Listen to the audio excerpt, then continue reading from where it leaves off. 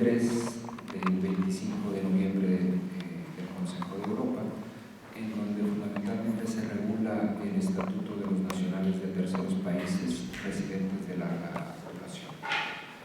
El tema, por lo tanto, es el estatuto jurídico de la residencia de larga data, especialmente de nacionales de terceros países diferentes a la Unión Europea, y la cuestión concreta que voy a tratar tiene que ver con los deberes de integración cívica que los migrantes nacionales deben de superar o deben de cumplir para poder obtener este tipo de residencia. Voy a dividir la exposición en cuatro temas fundamentalmente: una reflexión muy general sobre la ciudadanía europea en tiempos de crisis. En una segunda parte explicaré el caso de la residencia de larga data en la Unión Europea. En una tercera apartado de mi exposición voy a plantear el problema o el debate de la integración cívica a partir de este caso de los Países Bajos del 2013. Y finalmente voy a desarrollar las diferentes cuestiones que a mi juicio se plantean respecto de este deber de integración cívica, en cuanto a la libre circulación de las personas, la finalidad de la cohesión social, la cláusula de igualdad, la cláusula de las modalidades de aplicación y, por supuesto, la cláusula del peligro en cuanto a los objetivos de esta referencia. Y voy a dar nada más algunas reflexiones finales sobre mi opinión específica que tengo sobre este tema. Bien, en primer lugar, este estatuto jurídico que tienen nacionales de terceros países que han adquirido el estatuto de residente de larga duración plantea el problema en qué medida estos residentes, para obtener ese estatuto jurídico, tienen la obligación de integrarse de manera cívica en el lugar en donde residen. Esa es la pregunta fundamental. Este es un procedimiento, es una pregunta de cuestión prejudicial que se le hace al Tribunal de Justicia para revisar la conformidad o no de la legislación nacional que impone estos deberes a los residentes. Los hechos del caso son dos personas que, habiendo obtenido su residencia de larga data en un primer estado de la Unión Europea, se les obliga por una legislación nacional superar o cumplir con este deber de integración cívica, que para efectos prácticos implica dos obligaciones. Por una parte, superar un examen en donde se demuestran las habilidades lingüísticas tanto orales como verbales como escritas, y también superar un examen de la cuestión social del país, del lugar en donde van a residir, en este caso los Países Bajos. Primero, cuando uno se aproxima a estas directivas, lo que uno encuentra a partir del Consejo General de la Ciudadanía Europea puede encontrar fundamentalmente tres razones por las cuales se restringe esta libertad de circulación, sea por la cuestión económica, sea por la cuestión laboral o sea por la cuestión de seguridad. En este caso, sin embargo, estamos tratando específicamente el problema de la cuestión laboral. ¿Por qué? Porque los residentes de larga data, en principio, son personas que tienen los recursos suficientes para mantenerse en el lugar, que han demostrado inclusive seguridad económica, personal, y no ponen en riesgo el lugar donde van a residir, para no obtener, digamos, los beneficios fiscales o de seguridad social que el país en donde residen se requiere. Entonces, digamos que estamos ante la presencia de migrantes que tienen la suficiente capacidad económica, personal y social para residir en el lugar. La cuestión es que ellos pueden obtener esa residencia de larga data y así obtener mayores derechos, fundamentalmente tratándose de derechos relacionados con seguridad social. Ese es, digamos, el estatuto específico que ellos tienen. Primero, La primera cuestión que creo que es importante es, porque ese es el examen que hace la Corte del Tribunal de la Unión Europea de Justicia, es sobre si este tipo de deberes son proporcionales. Se le puede exigir a un residente de manera proporcional a partir de este principio este deber de integración cívica, y la respuesta del tribunal es sí, en función de las finalidades propias de esa ciudadanía. La libre circulación de las personas, la finalidad de la cohesión social, pues es un elemento clave para la integración. No solamente basta circular libremente, trabajar en el lugar, sino que además es necesario integrar. Y la única forma, dice el tribunal, para que alguien pueda integrarse es conocer el idioma del lugar en donde está residiendo. En principio eso es obvio, ¿no? Uno puede pensar que si uno quiere venir a Italia, pues tiene que aprender italiano, ¿no? Si uno quiere ir a España, pues uno tiene que aprender español, y así sucesivamente. El problema radica en qué medida ese requisito para los derechos que se le otorgan son o no necesarios para exigir ese tipo de requisitos de dominio de la lengua. En este caso, por ejemplo, a diferencia de este caso, la Corte Europea, en un caso de retorno, para poder reconocer derechos políticos, por ejemplo, no exigió el idioma, el dominio superior del idioma.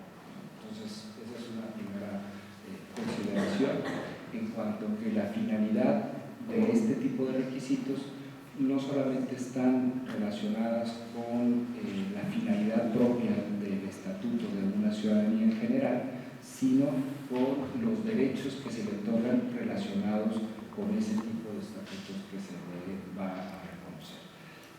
La segunda cuestión que planteó el tribunal es sobre la cláusula de igualdad. Es decir, se le preguntó en qué medida a tratar de manera desigual a estos residentes al exigirse estos deberes de integración cuando los nacionales no se les exige este tipo de deberes de integración. Es obvio que el tribunal dijo que las personas que residen, que nacen en el lugar, que son nacionales, pues no se les puede exigir necesariamente el dominio de la lengua, porque en principio están debidamente integrados, ¿no? Sean o no, o tengan o no un problema de educación, tengan o no un problema de analfabetismo, no es, digamos, un requisito para quitarle la ciudadanía. Sin embargo, la cuestión era, ¿y los residentes? ¿Por qué entonces sí les vas a exigir ese tipo de dominios cuando a un nacional no se les requiere este tipo de deberes de integración? Tercero, el tribunal también plantea en qué medida este tipo de requisitos requieren un margen de apreciación en cuanto a sus modalidades. Es decir, en el caso concreto, el dominio de la lengua no era un requisito necesario ni suficiente para obtener la residencia. La única sanción que se generaba era una multa. Es decir, si uno no pasa el examen, se le impone una multa de 1.000 euros. Hasta en tanto obtenga ese diploma o ese acreditamiento, pues va a tener que continuar con ese tipo de referencia. Sin embargo, el tribunal dice, en principio, una multa no es lo suficientemente excesiva como para negar el requisito de la residencia, pero si cada vez que uno no pasa ese examen tiene que pagar la tasa del examen, tiene que pagar 1.000 euros y tiene que asumir los cursos, pues ya puede ser una modalidad excesiva para obtener ese estatuto jurídico de la residencia.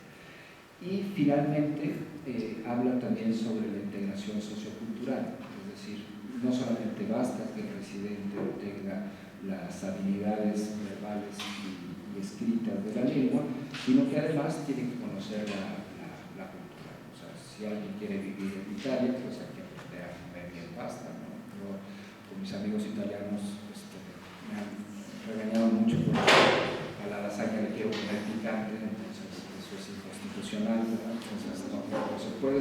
Yo no tendría ninguna capacidad de integración cívica en China, ¿no? Y finalmente la cuestión del peligro de los objetivos. El tribunal refiere en sus criterios que además este tipo de medidas deben de estar testadas o tienen que estar examinadas a partir de la referencia de en qué medida estos requisitos de integración cívica plantean o no un peligro para los objetivos de la ciudadanía europea, es decir, para la libre circulación, para la cohesión y por supuesto para la integración. Esos, digamos, son los hechos, esos son los problemas, y a mí me gustaría nada más hacer algunas reflexiones finales sobre la lectura del caso en torno a estas cuestiones. Primero, este tipo de residencia de larga data, su razón de ser, está basada fundamentalmente en el derecho a la libre circulación en la esfera laboral. Es una persona que tiene una residencia, que tiene recursos suficientes y necesarios para residir en ese lugar, y que al obtener esa residencia obtiene paralelamente un trato igualitario, no similar a un nacional, pero tiene un catálogo de derechos relacionados fundamentalmente con cuestiones de seguridad social.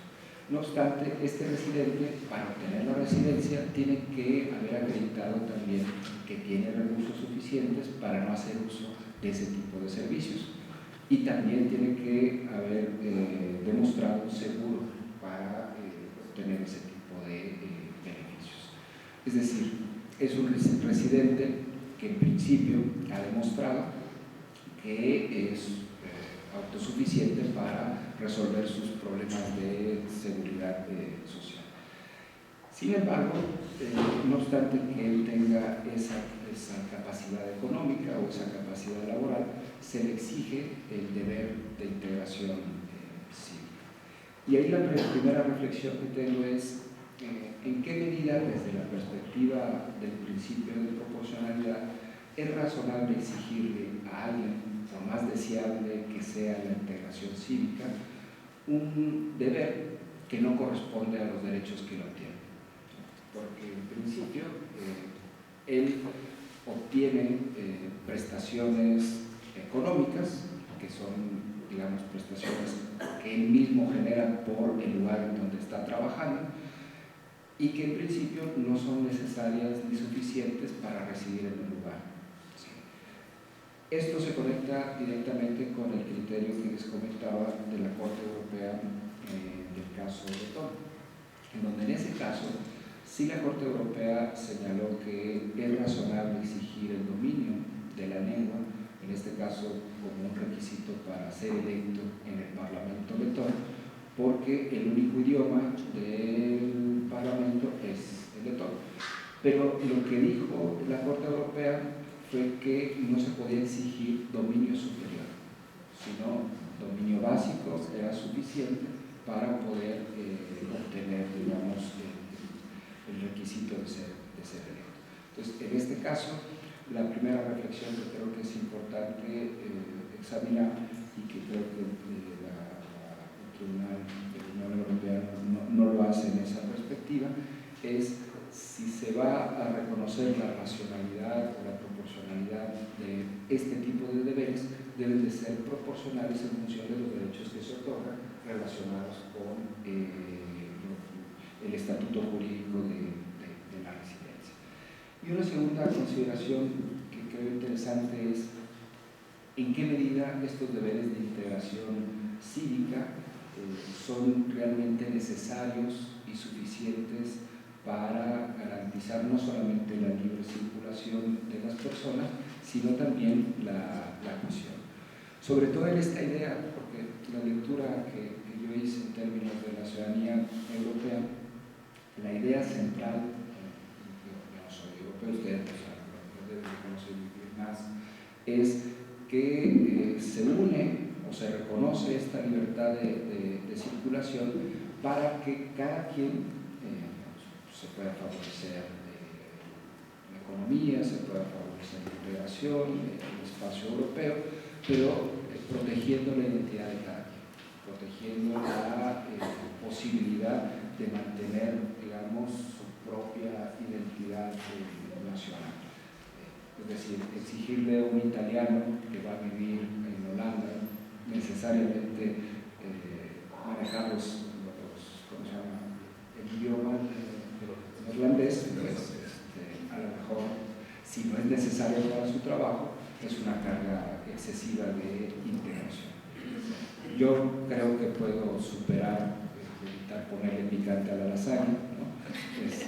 Porque si no ya no me invitan a comer lasaña, pero la segunda reflexión que creo que es importante tener en cuenta es en qué medida, bajo esta idea de ciudadanía europea, a un nacional de tercer país sí le es necesario dominar una lengua para integrarse cívicamente en el lugar. Dicho esto, creo que esos son los temas que fundamentalmente plantean el caso. Muchas gracias.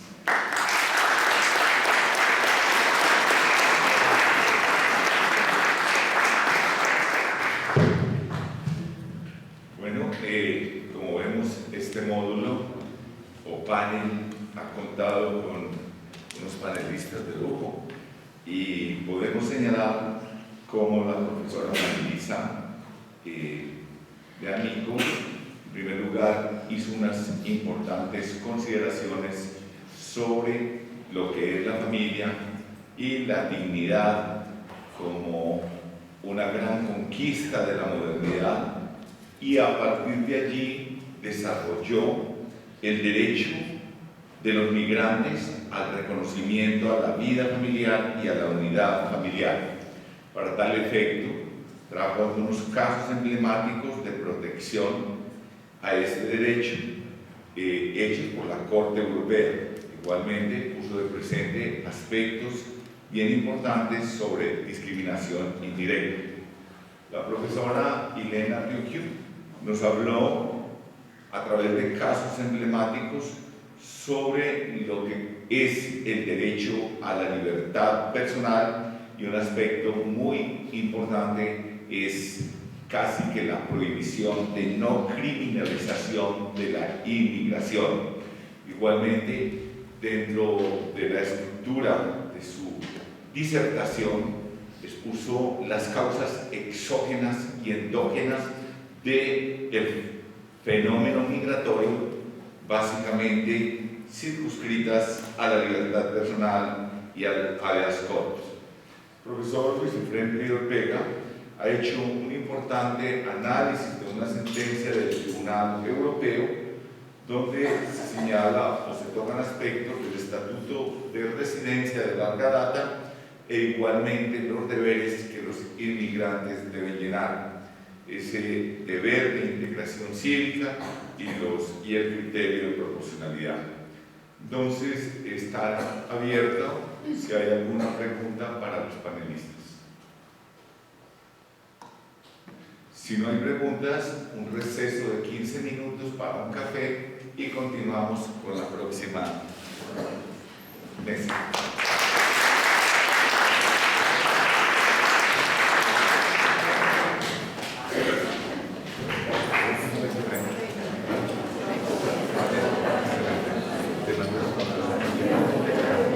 Il confidenza sulla sinistra è aperto anche agli studenti che vogliono partecipare all'iniziativa.